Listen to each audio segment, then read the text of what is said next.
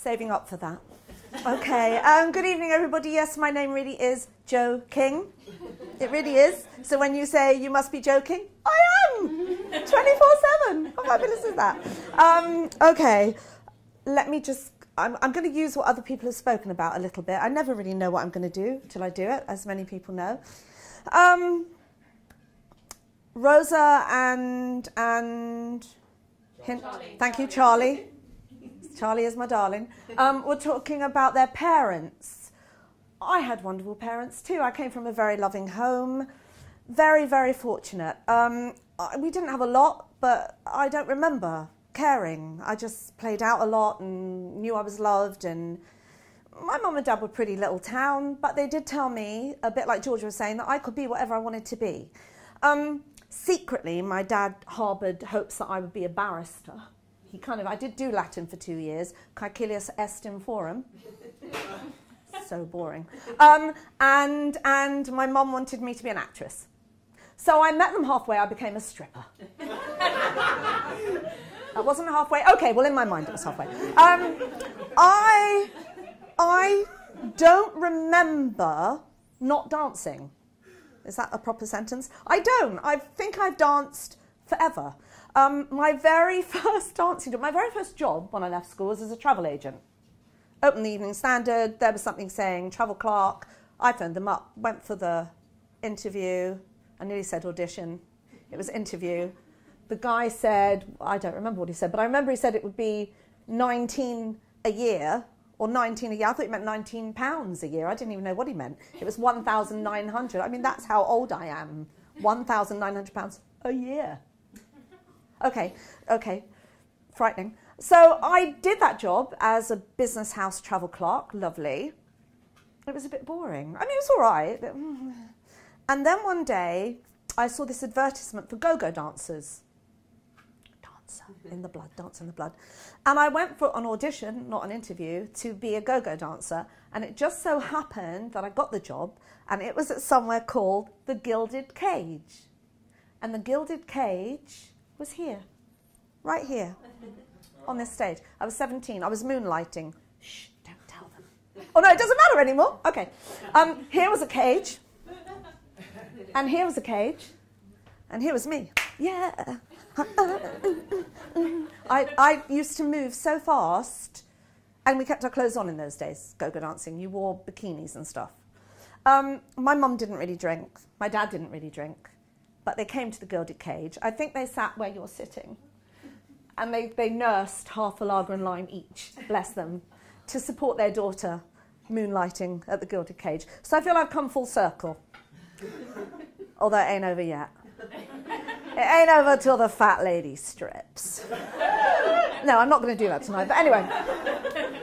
So I did my go-go dancing, which I loved. I never really stopped dancing. I got a little crew together. We did some performances at weddings and parties and things. We got paid, so it was semi-professional. Very kind of Pans people. You're all too young to know who they were. But anyway, Pans people, Legs & Co.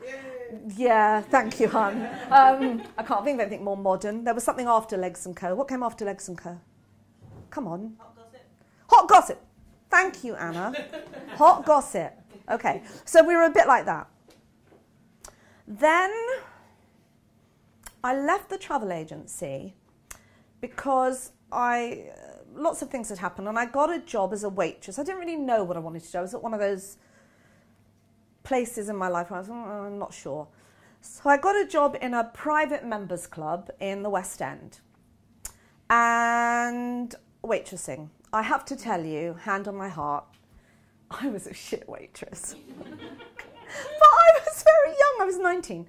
So at this private members club, they had what they used to call burlesque striptease performers. They did get totally naked, but they took 20 minutes to do it. Now I'm going back to the day when you used, a bit like you were saying, my lovely, cassettes, or albums, or singles and vinyl, and very often a track was about 8 minutes long. seems impossible now, but it was about 8 minutes long. And you would dance to maybe 3 of those tracks and you would put them together on a cassette, so you might have a 20, 24-minute show. And these women used to put these shows together and they were amazing. One girl used to bring a chaise longue and do an act with that. Another girl had looked like a side of a car as part of her prop thing. There was a woman called Sparkle. I'd love to know what happened to Sparkle. She was 6 foot. She'd originally been at the Royal Ballet and she'd grown too tall to be in the ballet, and so obviously, next step, become a stripper. Works for me. Anyway, but she was amazing. Sparkle moved to every note of the music. When you watched her move, you suddenly became aware of notes in the music or little nuances that you hadn't been aware of before. She was just incredible the way she danced. And all these women, yes, eventually got naked, but they got naked elegantly and beautifully, or with comedic value, or with a story. That's what burlesque was always about. It was about creating something fabulous and different and really entertaining. And they had one girl an hour come on and do a performance. So the performance was about 20 minutes, one an hour. One day, I'm there waitressing, and one of the girls doesn't show up. And there was a guy, he always reminds me of that nutty professor guy out of Back to the Future. This guy, his name was Philip. I can see him as clear as day. And one of the girls didn't turn up, and he said, "Go on, Joe, why don't you do it?"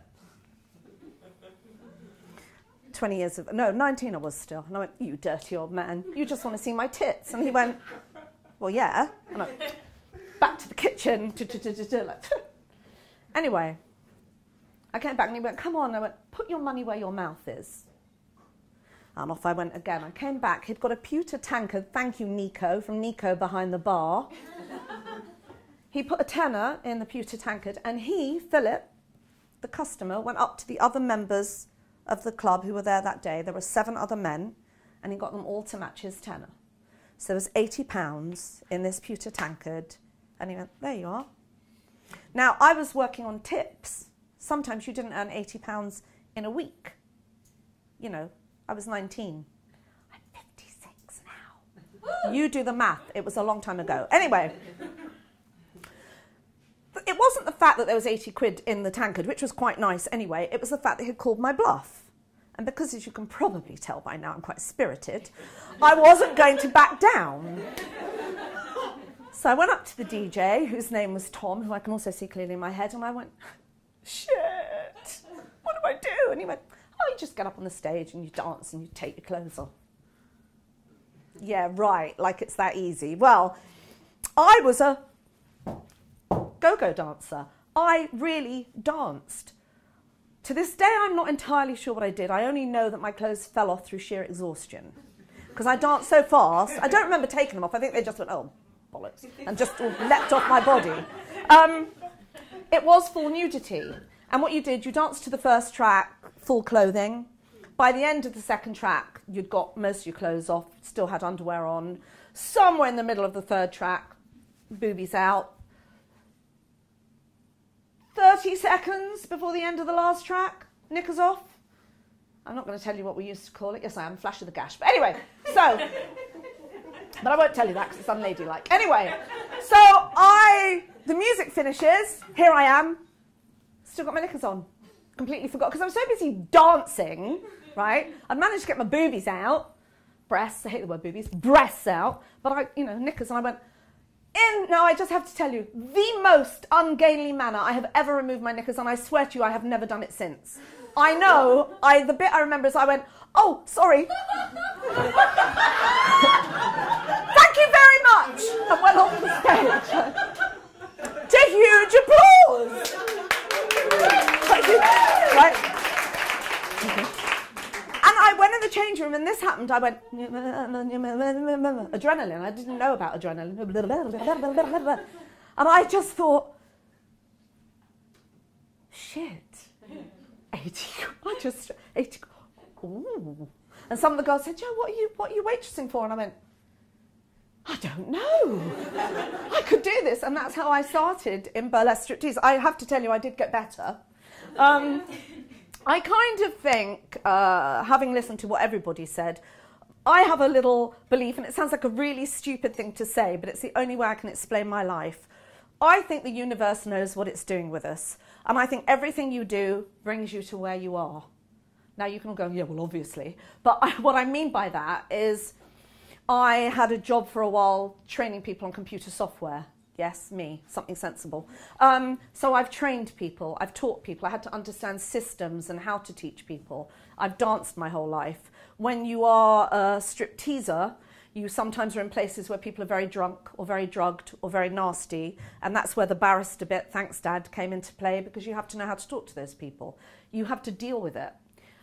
Most of the time I've used humour. I find humour is a wonderful healing thing. But I've found what I love. I've found what I have a passion for, and that is teaching other women to love themselves. Now, I have taught men, because I love you boys, you're lovely, but we need it more, okay? There is so much thrown at women through the media and elsewhere, telling us how we're not the right size and we're not the right shape, and God forbid I'm not the right age anymore, and, you know, all the things. Yes, you know what? My breasts are on that long journey south, and I have broken veins, and I have cellulite. Doesn't really bother me because I don't look at the back of me, but anyway, I have cellulite, and I have all those things. I have all the bits and pieces that everyone whinges and moans about. And to this day, I'm still the sexiest woman I know.